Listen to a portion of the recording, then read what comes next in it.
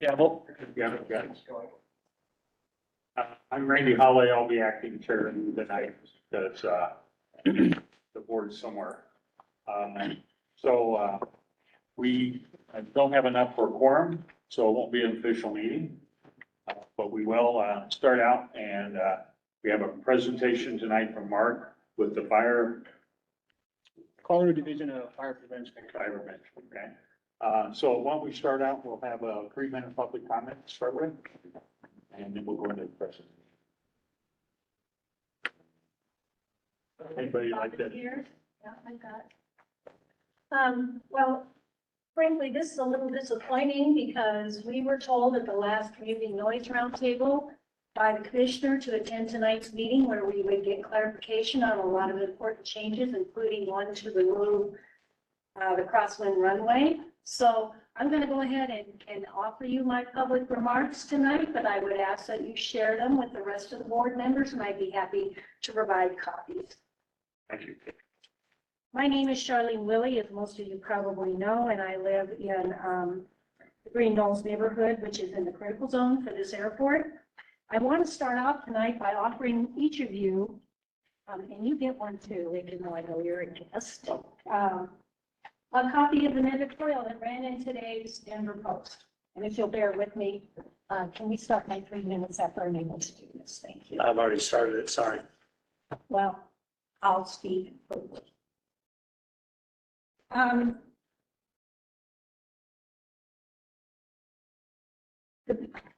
I have a background in business planning, and I can attest to the need for a comprehensive approach. But tonight I want to focus on 2 key areas. One is risk assessment, and the other is clarity. I just handed you today's editorial from the Denver Post. This editorial was written in response to this front page article that ran in Sunday's paper. This is written recently. The Post editorial comes from this story. In it, the community surrounding RMMA tells their story along with communities surrounding other airports along the Front Range. It is clear that this board has failed to identify the risk associated with sales of leaded aviation gas. Although you were aware of this problem in 2018, you failed to prepare for this business threat, or did so inappropriately, even after a 2021 study revealed the harm that leaded gas causes to public health, and the EPA also announced its intention to issue an endangerment finding. Now the matter has caught the attention of the press, and you are left to defend a strategy that clearly puts the special interests of a few ahead of the health of our children. That is a difficult strategy to defend, gentlemen, when you are responsible for fundamental planning and the use of a public facility that uses public funds. The other issue is clarity. We were told to come here tonight to learn more about the closure of the crosswind runway and the intended use of that land that is beneath it. GA pilots were rightly concerned about safety issues and have presented ample evidence of its value as an emergency runaway truck ramp. This group represents a significant portion of the aviation community that the airport is obliged to serve. Additionally, members of the surrounding communities want to better understand the use of this land, especially if it will open the door to commercial traffic, a possibility introduced in a variety of airport planning documents and in a recent presentation to county commissioners. There's an easy way to get clarity. You have the attention of the press. Issue a clarifying press release on the matter. Set up a press conference with reporters who have a deep understanding of the matter and include GA pilots as well as members. I have one more sentence. Open a dialogue. That approach is much more advisable path as opposed to trying to manage individual social media posts where questions about suppression of free speech abound. Thank you. Thank you very much.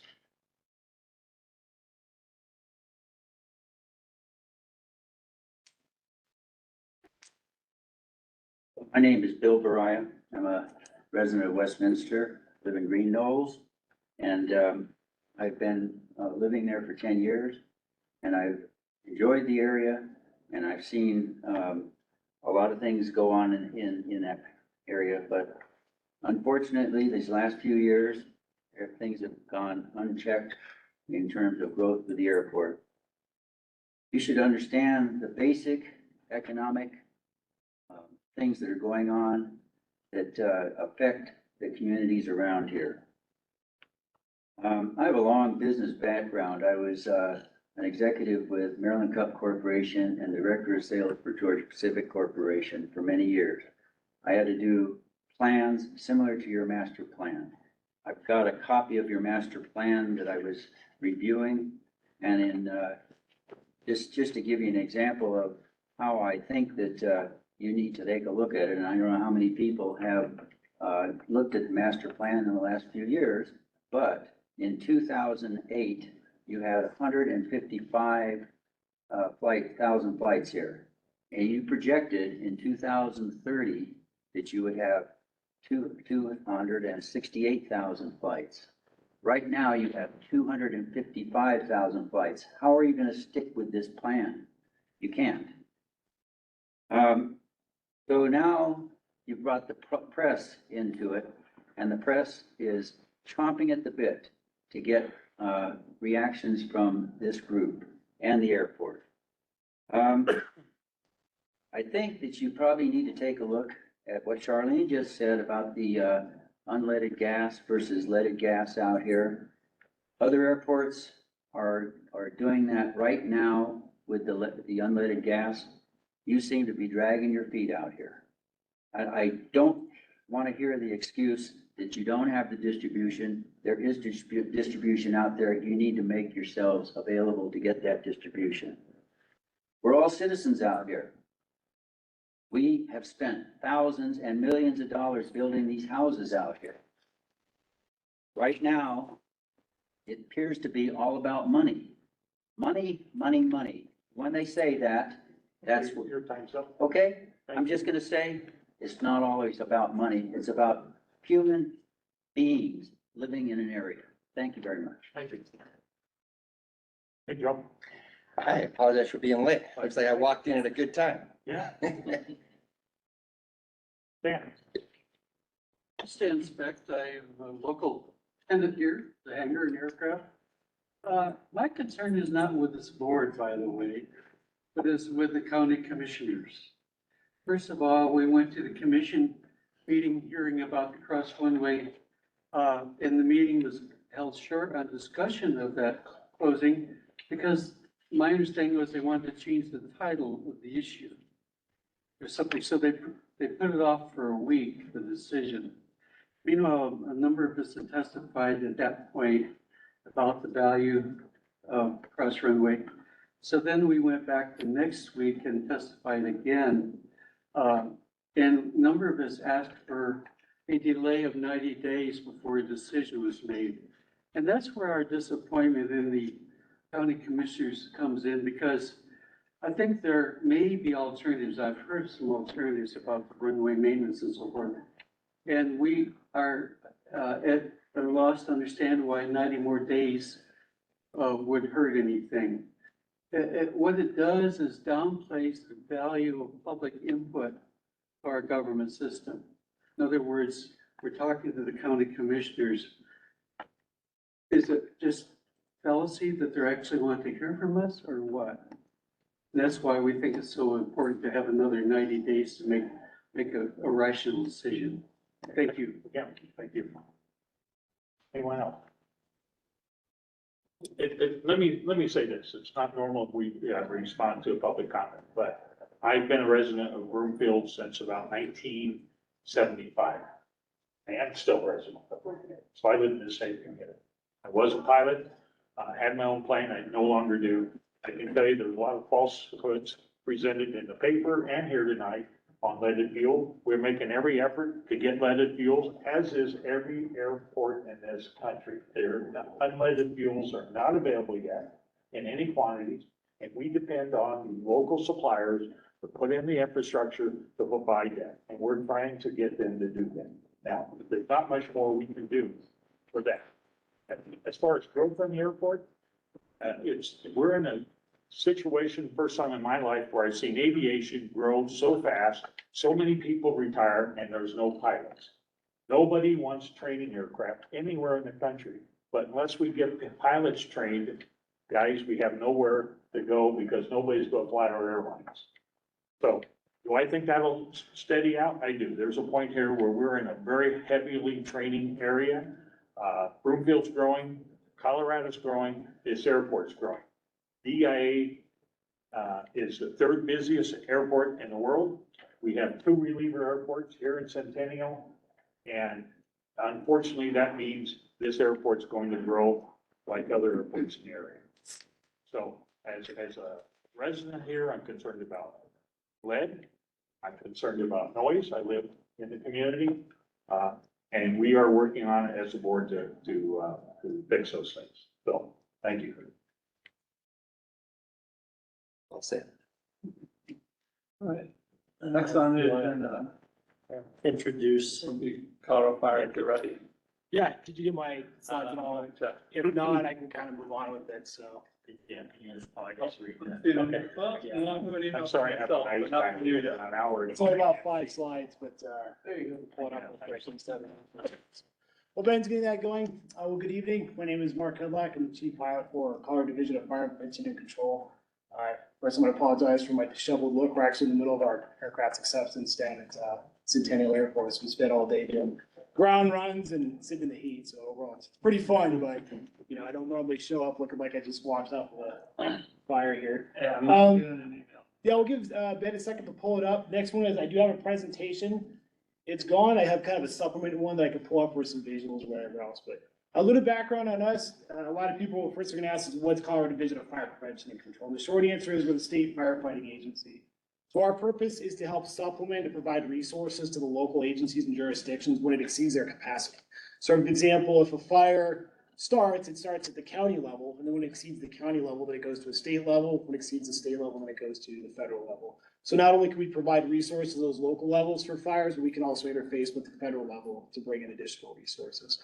Agency was started in, probably gonna mess this up, I wanna say it was 2012. I was just hired last year. I actually just came out of the military, but yeah, Colorado National Guard, which I'm still affiliated with. But agency is fairly new and still growing very quickly.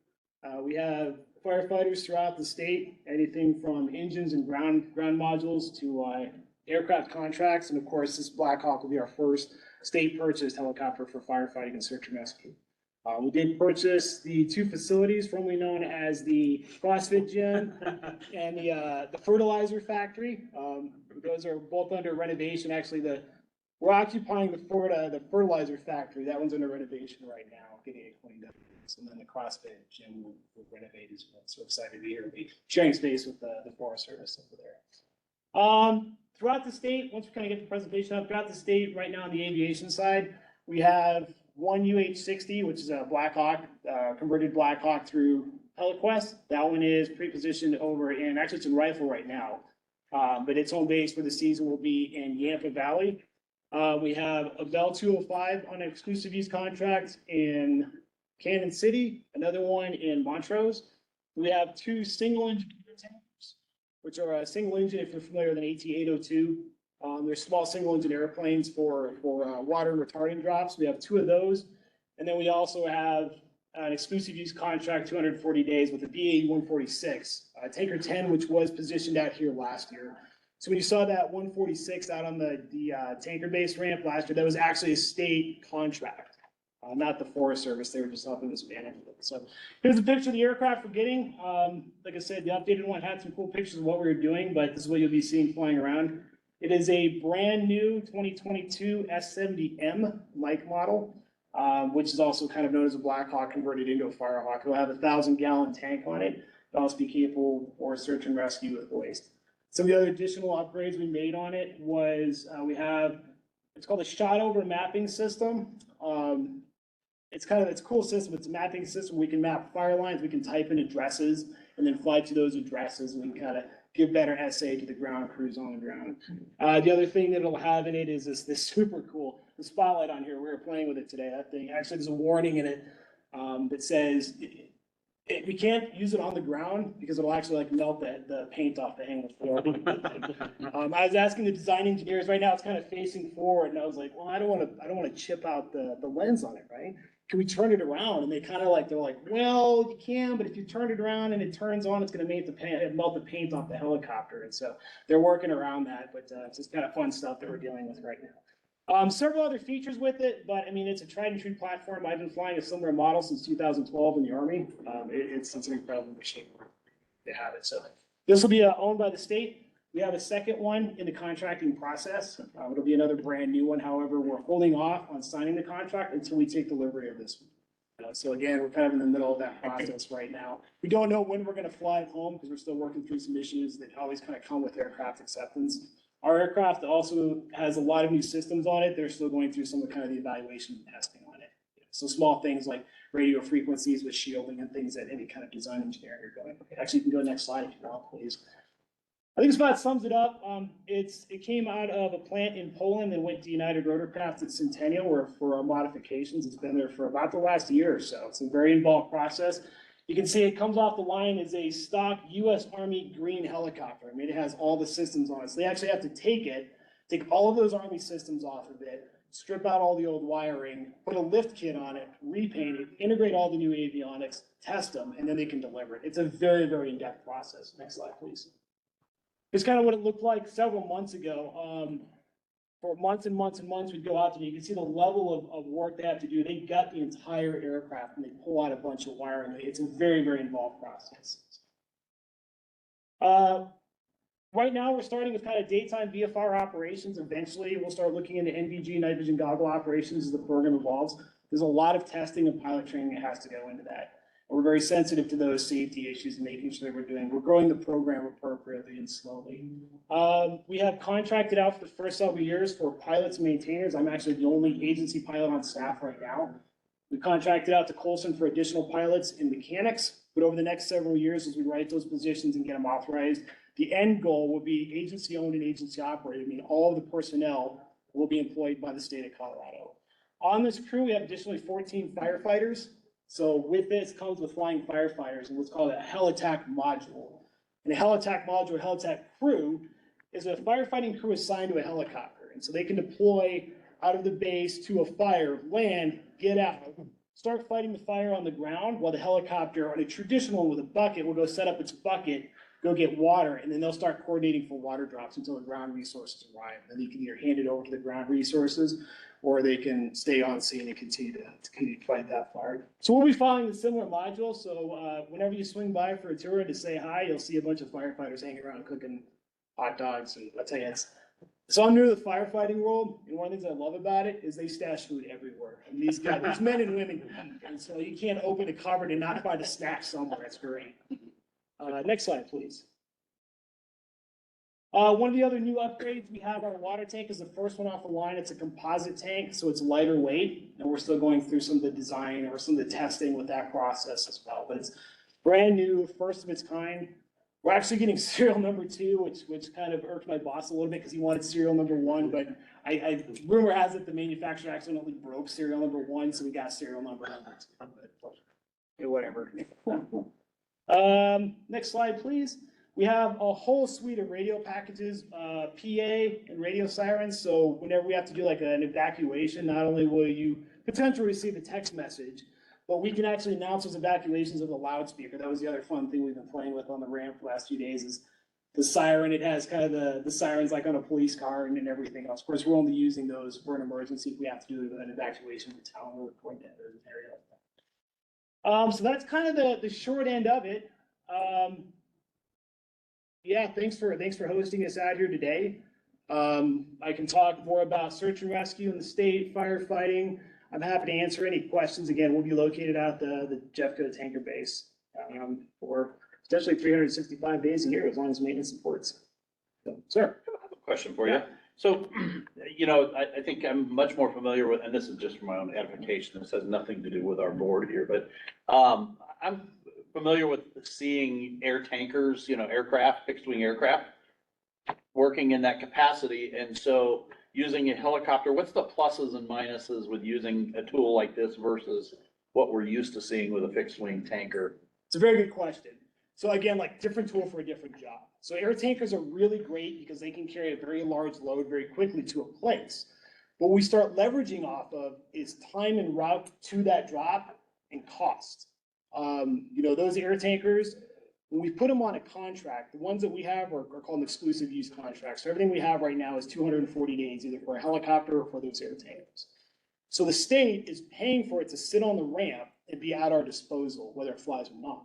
And then when it flies, we have to pay an additional flight hour rate to it. So there's a cost that's associated based on what we want. That's why they kind of advocated for like 2 smaller planes that are very quick, Right. but they do smaller loads.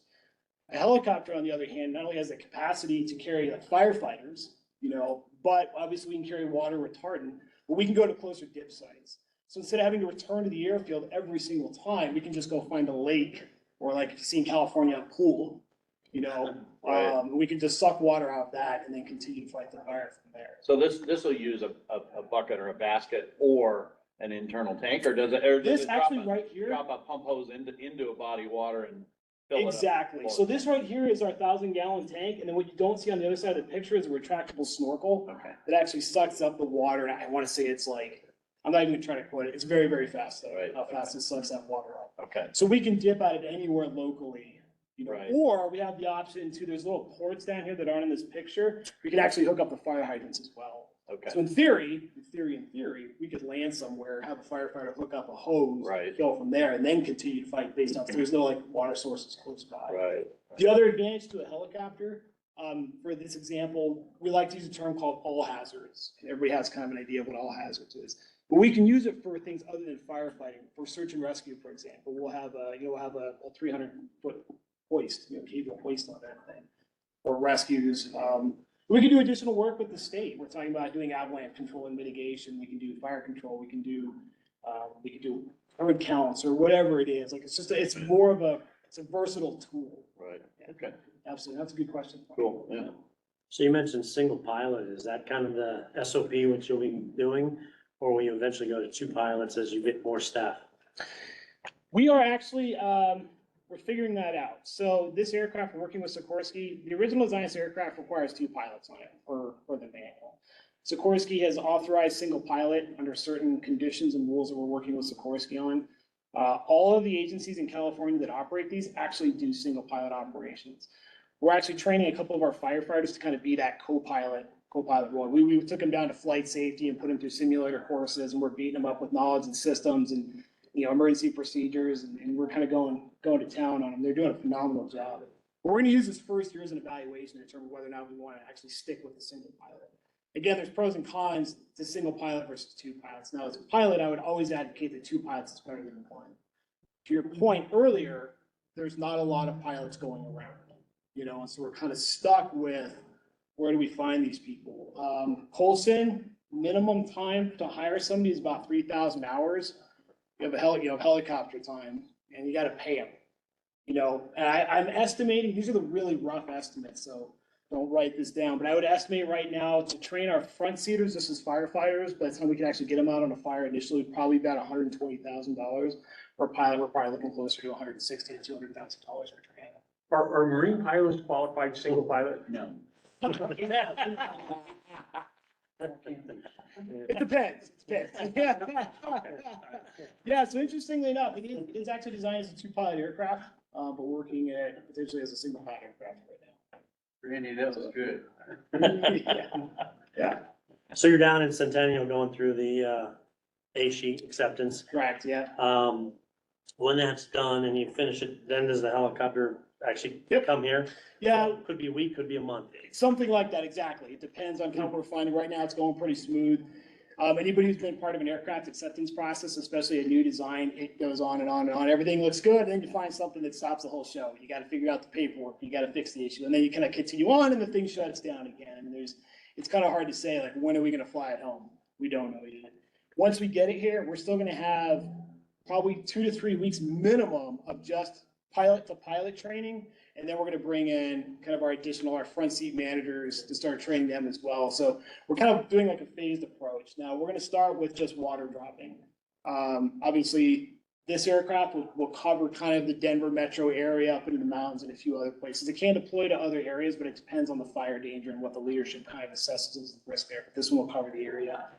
So we're gonna start with just water dropping, and then we're gonna start moving into like hoist operations, what we call STEP, which is single skid tow in entry exit procedure. Basically, it's where the firefighters, we put one wheel on the ground, we hover real low, and they jump out into terrain and stuff like that.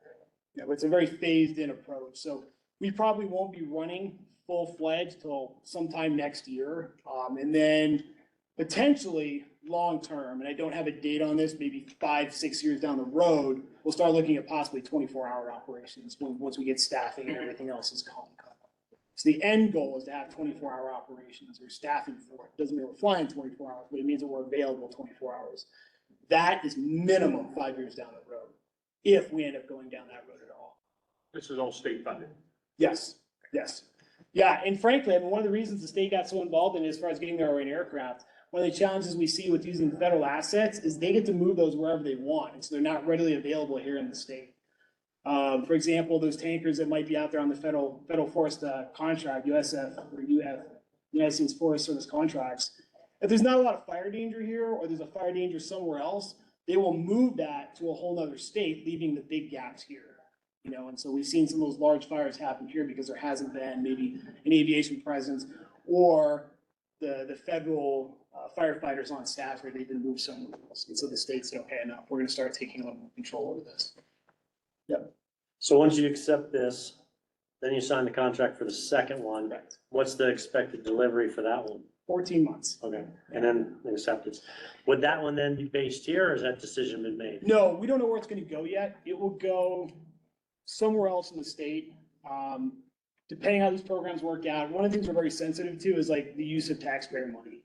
I come from the federal government where I watched a lot of money kind of go out the door in some places. So we're all very sensitive to how we use taxpayer money, right? So we're gonna validate these programs, we're gonna vet them, we're gonna come up with a streamlined solution to these problems, and then potentially, maybe years down the road, we might be getting a few more to cover those gaps in the state and to kind of reduce our dependence on contract aircraft or the federal assets. That being said, we talk about like cost and money. When we go fight a federal fire, we actually get money back for it, which is kind of a good thing to know as a taxpayer. So if we get called up by the Forest Service or beyond to fight one of their fires, they start paying us for it. So we get that money back to fight the fires. Yeah, those are good questions. Ultimately, the goal is to kind of alleviate our dependence on contract. Contract will never go away. The contract pilots and companies are phenomenal.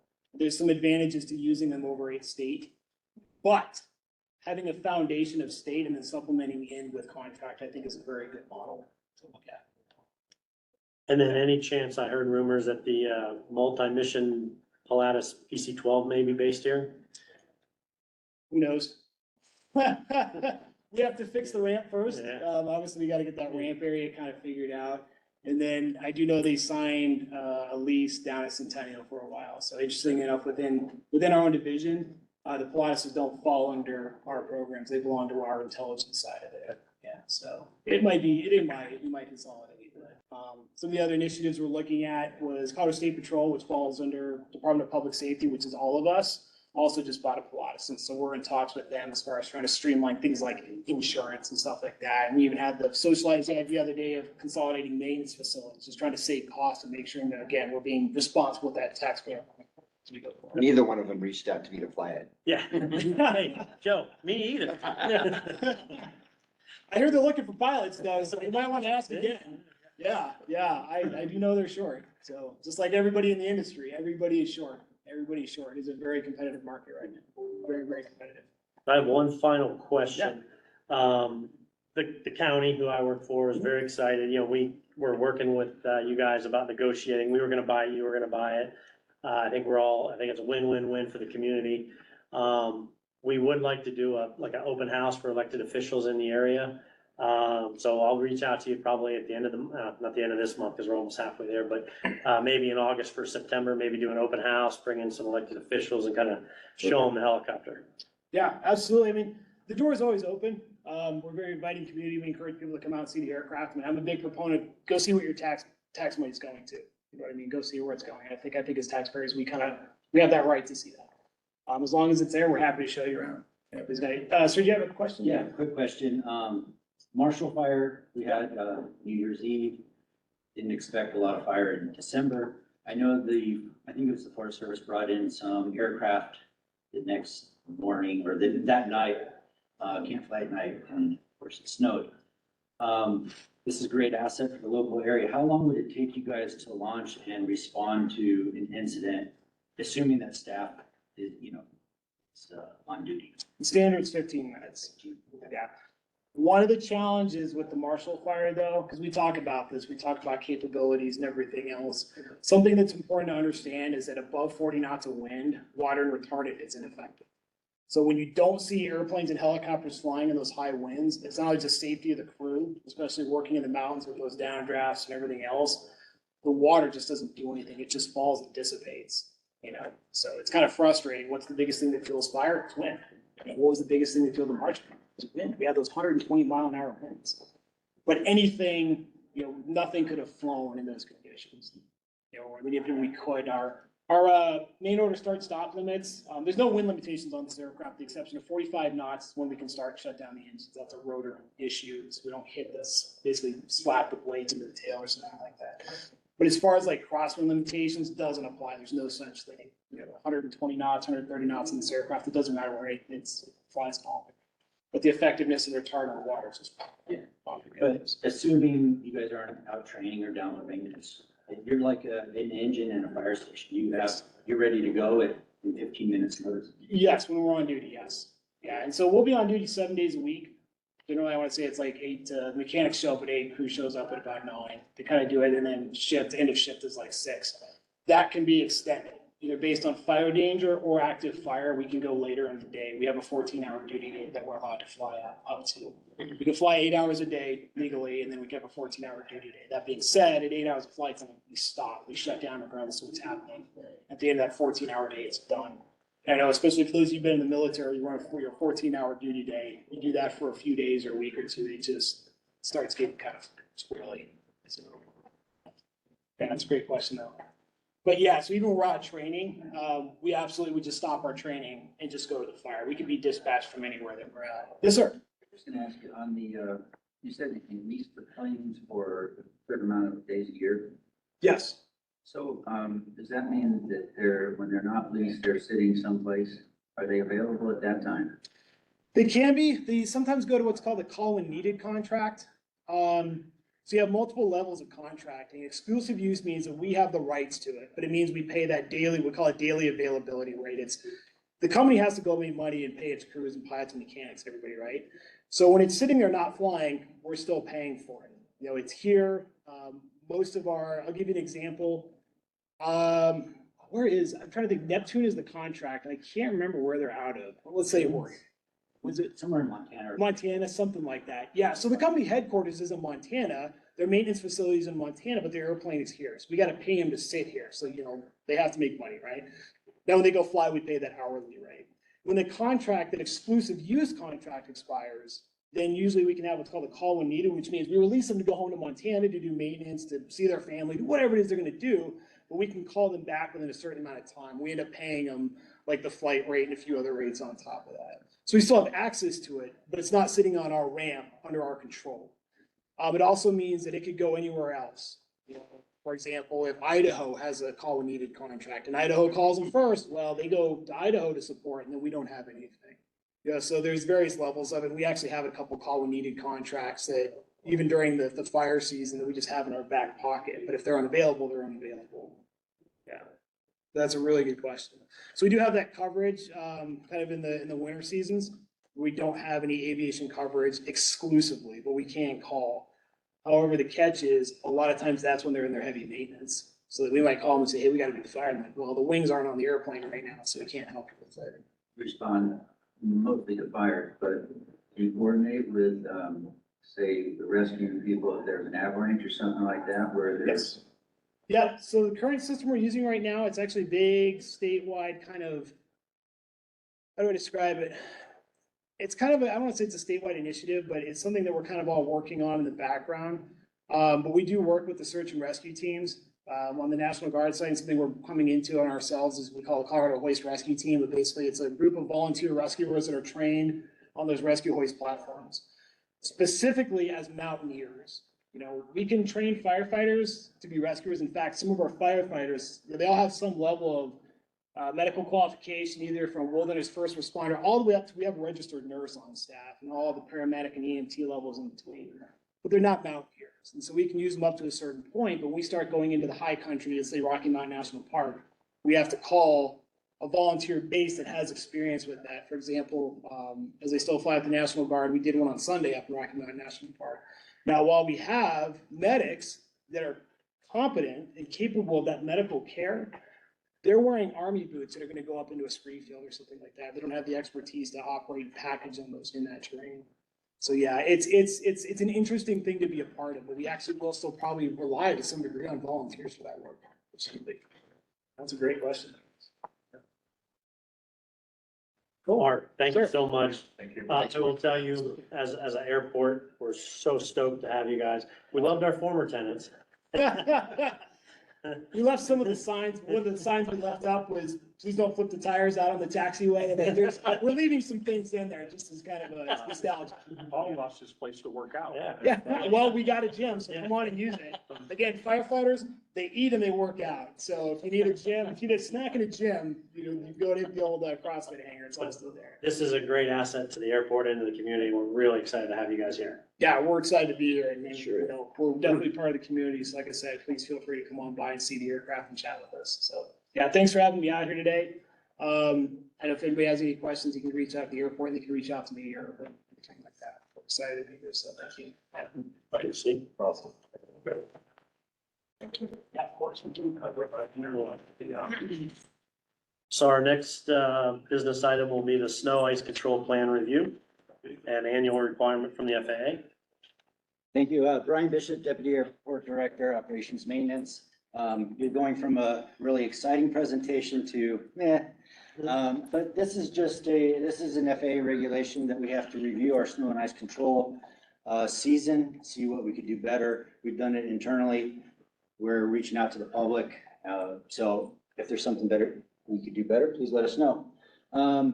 Yeah, there's the advisory circular. As you guys already know that, I'm sure. All right, next up. This is just a rundown of what happened this past season. 18 snow events, 51 inches of snow. We do have new liquid de-ice capabilities for the runways and the taxiway. We actually created a brining system with and reduced costs a lot. Because of that, we had 0 hours of closures due to snow or ice. So we're very proud of that. Increased staff by 4 part-time employees. Pete is one of our guys. We do seasonal hiring, so if you're interested in coming to plow snow, not quite as fun as flying a PC-12, but welcome to do that. Better training, and the biggest thing, I know the Denver Nuggets won the NBA championship, but this is, I think, more exciting. There's an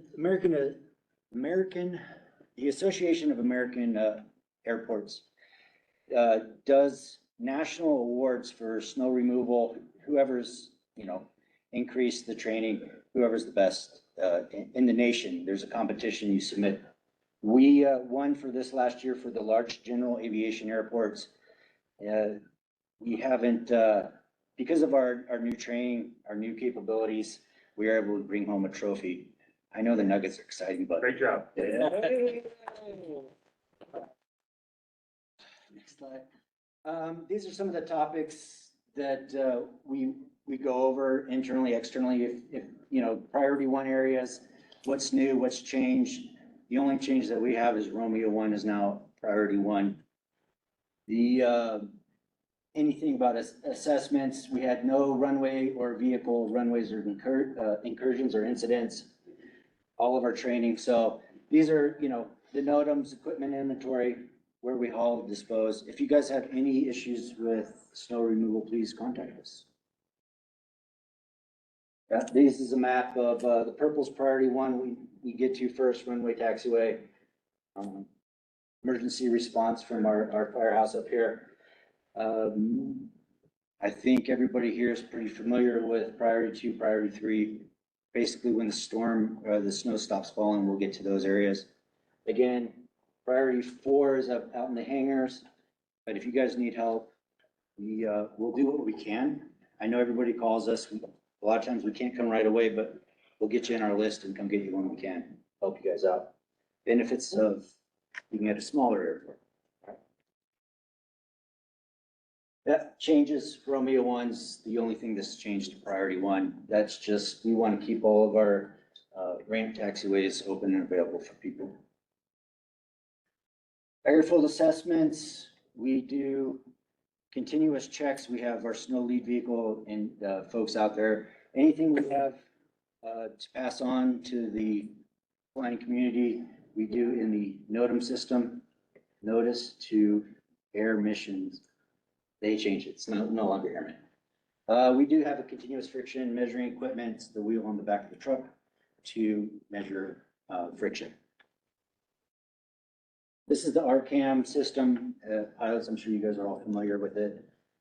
5, 6 being dry, 5 is what we strive for here. We want to be available and open and safe for people to come. And don't always get there, but we do eventually. 0 is close.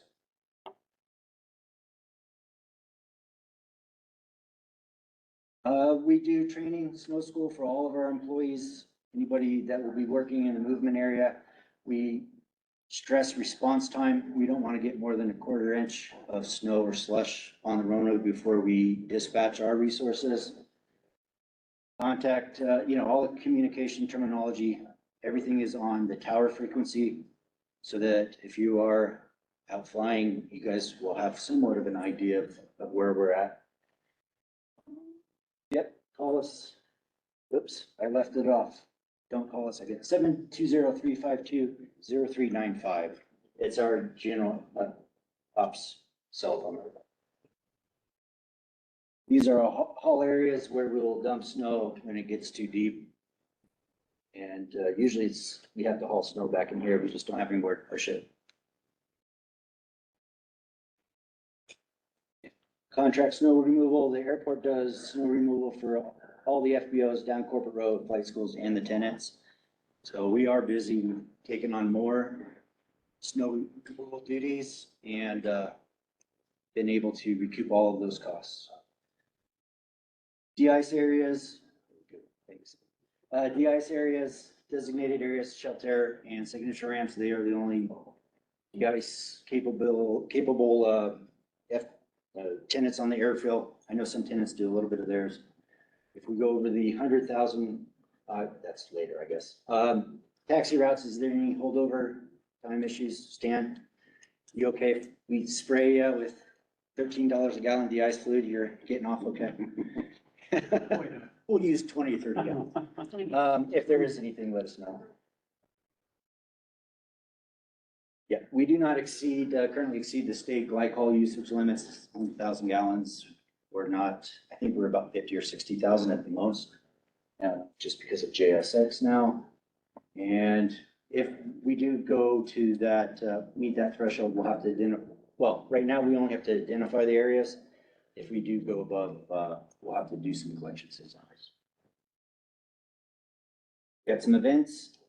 HDR Angel, the Angel Flight West 5K run is not in October this year. It'll be in August. So August 26th, come run on 30 left with us, open to the public. I don't know if the sign up is, I don't know the sign up link, but if you Google that, you'll be able to find it. We are doing some runway projects or airfield projects. Basin 160 is a stormwater drainage basin in between the parallel runways. It'll be about a 45-day project. We may have to close 30 left down depending on how much dirt hauling we do. We will let you know when it's coming up. Don't know. It'll be 2 months at least, I'm thinking, but we'll let you know that it will minimize impacts, but watch out for construction. Please read the NOTAMs, as well as for 30 right, we're going to do a seal coat and crack seal. That was a state grant that's allowing us to do that. That will be August 14th. It'll be 7 days and we're going to do night work. So there will be a closure on 30 right. That's it.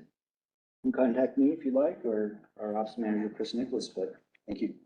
Thanks, Brian. Yeah, sorry, questions? Can you file notice, or does it have to go through the tower? No, the tower can put some NOTAMs in, but it'll be for the tower things. Anything on the airport on the ground is us. Everything's online now, so it makes it a lot easier than having to call Oklahoma and do all that. But yeah, we do all of our own NOTAMs.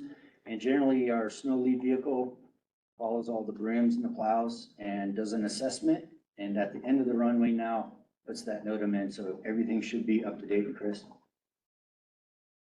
Hey, Mark, I have a question. Sure. Do you guys have the blade de-ice? We actually opted out of it, just due to weight. I've been stuck in moderate ice in a Blackhawk, and it was enough for me not to play. That's horrible. Yeah, so it's certified for light, no light ice in either way. But that being said, with the tank on it, a few other things, so. And chances are, if it's snowing, you're not flying because there's probably no fires. Pretty much. So that makes sense. Yeah, I mean, if it's snowing, and again, and probably nobody needs to be rescued, we can't get to them anyways. So, yeah, I mean, unless we're transiting somewhere, kind of flying far, but, yeah, we purposely liked it to, so they were considering this weight. So, obviously, every pound of the aircraft is a comparable weight in water. What's the service ceiling for that? 20,000 is what it says. Good. Max goes 22,000 up to 23.5. That's the actually take off. Hey, Brian, I just wanted to tell you, I've been a tenant here since 2001 and have a business office here now for several years as well. And the improvements that you guys have made since Paul came in and you guys started really targeting, stuff to make this airport better is remarkably different than anything I'd ever seen before. And one of the best things about it too, and again, I think it's a cultural thing and it probably starts with you, I'm just guessing, but your guys that come out, they're helpful, they're happy to be there. They don't act like you're asking them to run a marathon. They're incredibly, they're just, you have really, really good people and a really good team. I hope you pass it on to them in the meeting you have with them because they're impressive and they're part of what's making our airport in a way where we can get fire ops here, we can get JSX here and people here. The whole face of the airport is changing for the better. And I say that as a resident of the county, as a tenant here, as a business owner here. Really like noticeable, remarkable changes. So thanks. Thank you. That means a lot to us. We do have a great team and it does start with Paul. Dedicating the resources and doing what's right, getting those 4-time employees is huge, but it's not just that. Thank you very much and we'll pass it on. Yeah, please do. Yeah, I agree. I just like to echo the same things to you again. It's been phenomenal working here. I know you, Brian, and Paul, and everybody on the staff has just been exceptional to work with. Very responsive, very friendly, very, very welcome to this company. Thank you. Brian does a good job. Let's report. Yeah. Yeah, it's fire ban, promote Brian. You always fire Ben. Thank you. So the 3-2-1 update, if you recall, we spent 8 or more months here in public meetings talking about it. Then we spent an additional 8 months, 7-8 months with the consultant, kind of doing a deep dive. Then I went to a briefing with the commissioners. Then I went to a public hearing, as I think it was Stan mentioned. There's some confusion with the wording. So we allowed, the commissioners allowed public testimony at the public hearing, but I actually didn't get the brief. We pushed it to continued, I think is the correct word. That brief to the following week where I briefed, and ultimately, the commissioners made a decision. So next slide. Sorry, it's probably momentum. You're fired. He gets fired every year. Again. So this is the resolution CC 23 TAC 166 that basically says on a 3-0 vote, the commissioners approved the recommendation to decommission runway 321. Next slide. When will that occur? Let me answer that later in the brief, okay, Stan? Okay, so as part of that brief, We briefed this slide and it says, we have to coordinate with the FAA and file the 7480-1.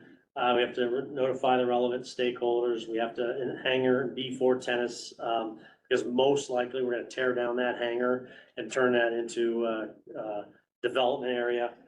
We have to update the ALP, ultimately decommission the runway, issue those airments, and then update airport charts and publications. So what we got from the commissioners was permission to basically start planning. Doesn't mean I'm gonna go put the X's out there and close that runway tomorrow, but it allows me to start planning. Because the runway, as we talked for months and months, is failing. And it's gonna close in 2 years to 3 years on its own, just because there's no money from the FAA to fix it. And so in the meantime, instead of just waiting for it to close by default, we are, as a board and as an airport staff, we can start looking at options. Next slide. So the immediate next steps is the runway does not close immediately. What I want everybody to do is just take a deep breath. It's probably gonna take us 18 months, maybe sooner, maybe later. Again, if the runway fails, because of we had so much rain in June, as that stuff gets down into the subcourse, freezes this winter and starts breaking up big potholes, it may close due to failure. But our first step is really to set a coordination meeting. Now, I've talked with the FAA, my staff has talked with the FAA 2 years ago when this process just sort of started. So they're aware, but now that we have permission, so we'll set up a communication meeting with them and sort of start coordinating the plans forward. What it really allows me to is that resolution allows me to meet with developers, airlines, different people who want to do things, FBOs, people who want to develop on the airport, and actually meet with them and say, I have the right to close this runway and develop it, instead of waiting 2 years to do that. So we are now kind of looking at, discussions with companies, looking for letters of intent with those prospective developers, and that we can basically set that timeline out. We'll weigh those proposals and most likely we'll bring those to the advisory board and kind of we'll rack and stack them according to our strategic business plan of what's best for the airport. And then we'll start the negotiations over airport versus private responsibilities for decommissioning, because there's a cost involved. And a lot of the stuff that we do here, we just turn that over to a developer and say, that's your land, you got to figure it out, put the utilities in, the infrastructure in. This is a little bit different because it's pulling out taxiways and runways. So that's a negotiation whatever developer or whatever course of action that we choose, will then go through the process of, do we pay for it? Do they pay for it? Do we do it all? And then we capture the costs and the benefits from that. So the long answer to that question, Stan, is, we're looking at probably 18 months. Because even if I had a company come in tomorrow and say, I want to build an FBO, which I will tell you, I don't think is a good answer because we already have 2 on this side of the airfield, that would make 3. And eventually we're gonna have to build an FBO on the south side. So an FBO doesn't make sense. Well, let's just use that as an argument. If an FBO says, I want to build right now, it'll take us at least a year to get through the lease, as Joe knows. And then at least probably 8 months to do permitting. And then during that time, we'll start decommissioning the runway, so that basically the terminology I use is, as the bulldozers are rolling in to start construction, we'll start, shut down the runway. So we're really talking 18 months before anything happens. Again, environmentally, if the runway fails in 6 months, that's the nature of the beast, and we'll deal with that as it comes up. But what that allows me to do is just start having those conversations with developers on what we're gonna do with that land. You kind of hit it, for is there environmental assessment part of this whole process? There is, anything we do on the airport goes through an FAA environmental assessment. Now, when I say environmental assessment, there's actually like 3 levels. So there's a categorical exclusion, a CADX. Most things on the airport go under a CADX because we're an airport, we're building airport related stuff, and they know that. So that's most stuff. To include Pilatus and Shelf Air, when they came in and built, they just had to do a CADX. I am correct on that, right, Brian? Correct. So we would expect the CADX, but they could say, we really need an EA. Or they could say, you know what, you actually need an EIS, which is environment. So it's kind of the levels of but that's all done through the FAA, and they make that decision. We don't. It could slow things down. It could slow things down a lot. So, next slide, yep. So again, as we move forward over the next couple months, we're obviously still working on the south side development and what's the highest and best use over there. This opens up kind of a new thing that we'll be bringing opportunities in front of the board to discuss of what we think is the best and highest use for the airport. So with that, any questions to the board? I have one comment that the safety keeps coming up, is this is a safety issue, closing this runway. As a pilot, member of this board, safety is our number one concern, whether it's lead, whether it's the runway. Pilot, as far as the runway go, is always in control.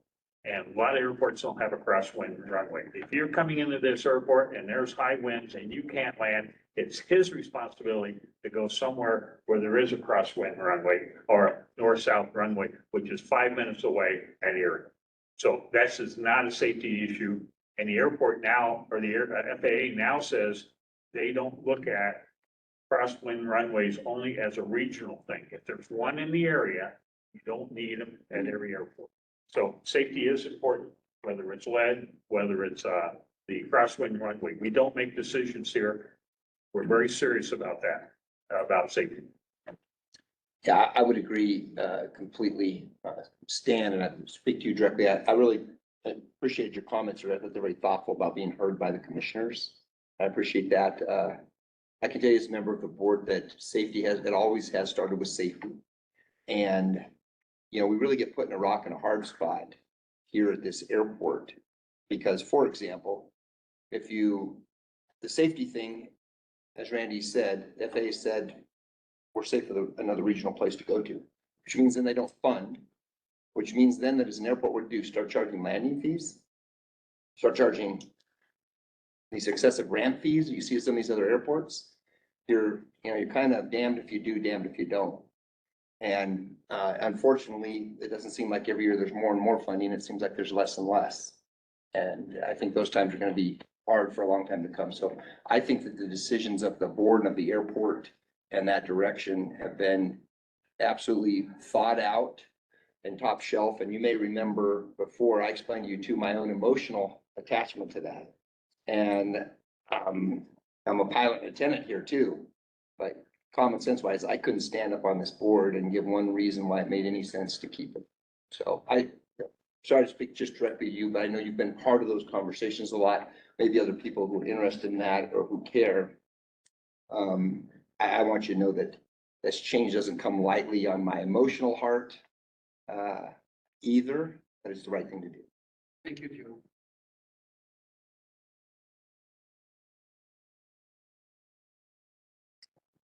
So I guess that concludes the presentation. There is a question about, there are people traveling, it's a summer. You can see we have 3 board members, we don't have quorum. We canceled last month because we didn't have quorum. Do we want to go ahead and preemptively cancel August and start back in September? I think for a couple of reasons. One, so we have full attendance, people are back because their kids are back in school. And also will give us some time to sort of evaluate any incoming proposals that then we can bring back to the board. But I throw that out as a discussion item. And before because I'll forget if I don't say it, Don, thanks. We are also in the month of July, right? It has to be in by the end of this month. So to be on this board, and we'll probably put a constant contact out in the next day or two, we need to reapply for these positions. So you go on to Jefferson County's website and you find sort of the boards and you'll have to put in your resume again. But basically, all but one person on the board, and it seems a little confusing.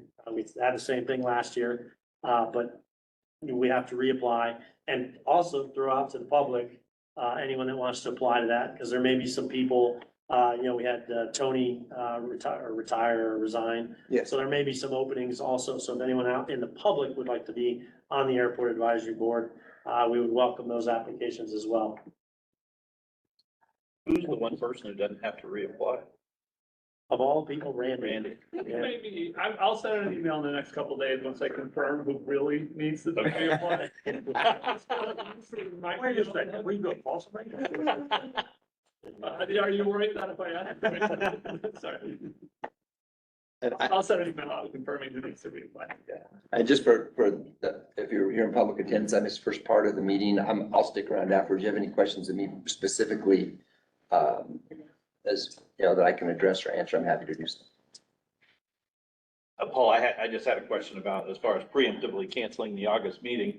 I wouldn't have any problem with that as long as you don't have any, actions that this board needs to take to keep, you know, that would impede the work of the airport. So, you know, if the airport needs this board to act on something so that, you can do your business, we should meet. But if it doesn't impede your processes, I wouldn't have any So I problem. think that's a great point.